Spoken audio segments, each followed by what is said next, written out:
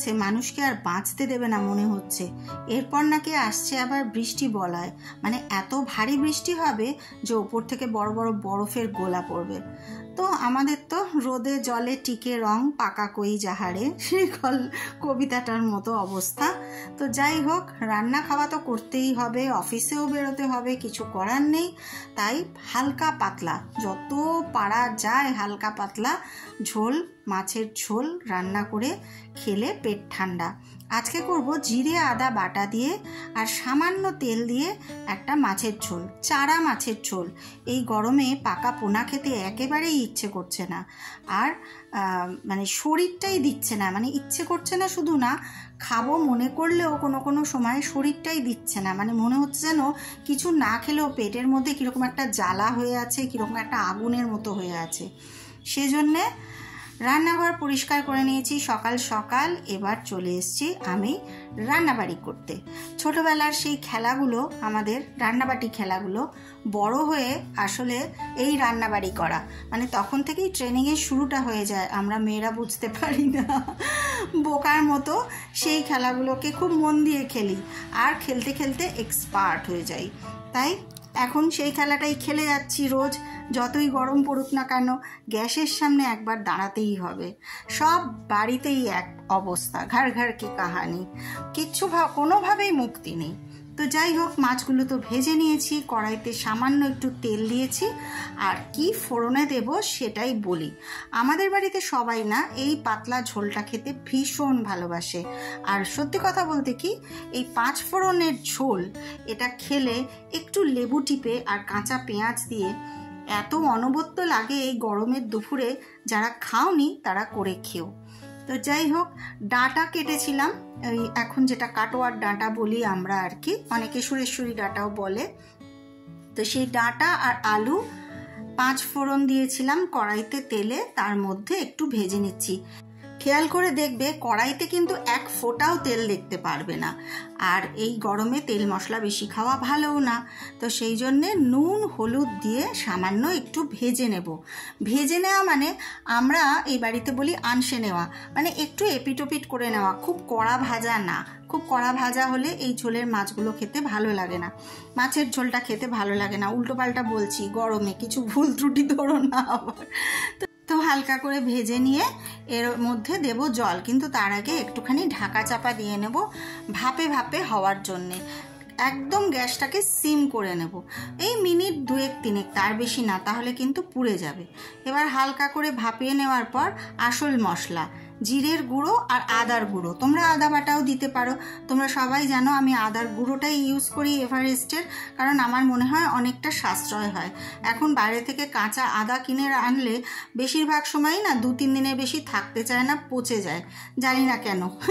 আজকাল তো সবেতেই কেমিক্যাল, সেই কেমিক্যালেরই গুণ হবে হয়তো, পচে যায়। তো যাই হোক, আমি আদার গুঁড়ো আর জিরের গুঁড়োটা এইভাবে মিশিয়ে রেখে দিলাম একটু জল দিয়ে। তারপরে ওই ঢাকা চাপাটা খুলে নিয়ে দেখো কীরকম আগুন হয়ে যাচ্ছে কড়াইটা গরমের মধ্যে। আমার নিজেরই ভয় করছে, মানে আমি যখন রান্না করি এত ধোঁয়া কিন্তু কড়াই থেকে ওঠে না, কিন্তু এখন যেন একটা মারাত্মক ধোঁয়া উঠছে। যাই হোক, জিরে আদা বাটাটা দিয়ে দিলাম।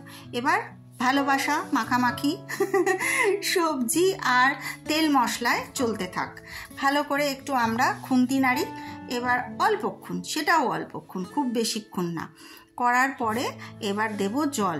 যার যেমন প্রয়োজন সেই প্রয়োজন অনুযায়ী জল দেবে, মানে ঝোল তৈরি করবে। আমার তো একটু ঝোল বাড়ির লোক খেতে বেশি ভালোবাসে, জানোই সবাই, তাই জন্য আমি জলটা একটু বেশি পরিমাণেই দিই। জলটা দিয়ে তারপরে ঢাকা চাপা দেব, আর তারপরে মাছ ছেড়ে দিলেই তো জানো নর্মাল মাছের ঝোলের রেসিপি, নতুন আর কি শেখাবো, তোমাদের সবারই জানা।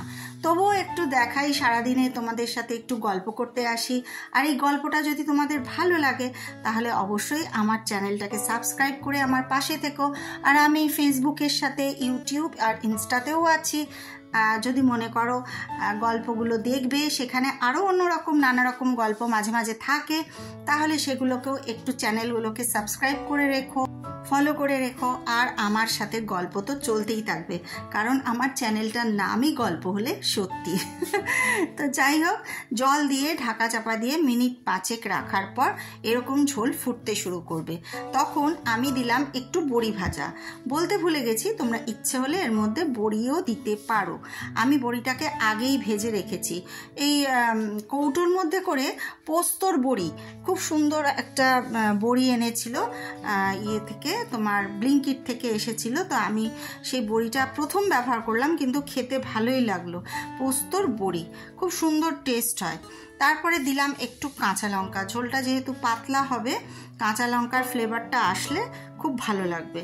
তো এইভাবে আমার ঝোল রেডি হয়ে গেল। এবার দিয়ে দেবো চারা মাছগুলো, যেগুলো আগে থেকেই আমি হালকা করে ভেজে রেখেছিলাম। এই হালকা করে কথাটা কতবার বললাম তার ঠিক নেই। আসলে গরমের ঠেলায় এই হালকা ঝোল না খেলে আর মন ভরছে না। যাই খাই না কেন, মনে হচ্ছে হালকা পাতলা ডাল আর ঝোল খাই। এরপর তোমাদের সাথে করব আমার শ্যামবাজারের গল্প। শ্যামবাজার আমার মামা বাড়ি, অনেক দিন পর গেছিলাম সেখানে, তাই সেই গল্প করার জন্য রেডি হচ্ছি। এর পরের ব্লগেই তোমরা দেখতে পারবে শ্যামবাজারের রাস্তা, গলি এবং আমার মামার বাড়ি। আর তার সাথে আছে অবশ্যই গোলবাড়ির বিখ্যাত কষা মাংস।